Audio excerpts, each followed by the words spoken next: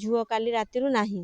ମୁଁ କହିଲି ଝୁଅ କୁଆଡ଼େ ଗଲା ନା କେଜାଣି ମୁଁ ଜାଣିନାହିଁ ଆଉ ବୋଉ ମୋତେ ଫୋନ୍ କରି କହିଲା ଆଉ ଝୁଅ କାଲି ରାତିରୁ ନାହିଁ।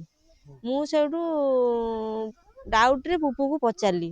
ମୁଁ କହିଲି ପୁପୁ ଆଉ ଝିଅ ତମ ସାଙ୍ଗରେ ଯାଇଛି କି? ତମେ ତ କହୁଥିଲ ପଇସା ଯେଉଁ କ'ଣ ରଖିଛ ବୋଲି ନେଇକି ଯିବ ଉଠେଇବାକୁ ବୋଲି, ଆଉ ତମ ସାଙ୍ଗରେ ଯାଇଛି କି? ନା ନାଇଁ ସେ ମୋ ସାଙ୍ଗରେ ଆସିନାହିଁ। କାହିଁ ଝୁଅ କ'ଣ ନାହିଁ? ମୁଁ କହିଲି ଝୁଅ କାଲି ରାତିରୁ ନାହିଁ। ସେଠୁ ମୁଁ ଫୋନ୍ ସେଠୁ କାଟିଦେଲି। କାଟିକି ସେଠୁ ଆଉ ବନ୍ଧୁବାନ୍ଧବ ଆମର ଯିଏ ଥିଲେ ମୁଁ ଫୋନ୍ ଫାନ୍ କଲି।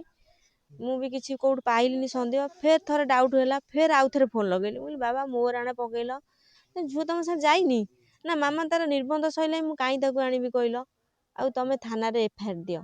ସ୍ୱାମୀ ସ୍ତ୍ରୀ 2 ଜଣ ଯାକ ମୋତେ କହିଲେ ଯେ ତମେ ଥାନାରେ ଏଫଆଇଆର ଦିଅ। ତାପରେ ସେଠୁ ମୁଁ ତା ବାବାକୁ କହିଲି, ମୁଁ କହିଲି ତମେ କେଉଁଠି ଗୋଟେ କାମ କର, ଆମେ ତ ଆଉ କେଉଁଠି ପାଉନେ, ଏଫଆଇଆର ଥାନାରେ ଦବା। ଆମେ ତ ଏଫଆଇଆର ଦେବାକୁ ଥାନାକୁ ବାହାରୁଛୁ ଯିବୁ ବୋଲିକି ଟିକେ ମୁହଁ ଅନ୍ଧାର ହେଇଗଲାଣି, ଯିବୁ ବୋଲିକି ସେଠୁ ଏ ଝୁଅ ସାନ ଝୁଅ ଆମର ବୋଉ କତିକି ଫୋନ୍ କରୁଛି। ବୋଉ ସେଠୁ ଫୋନ୍ କଲା ମାମା ଦିଦି କିଏ ମାରିକି ଫୋପାଡ଼ି ଦେଇଛି।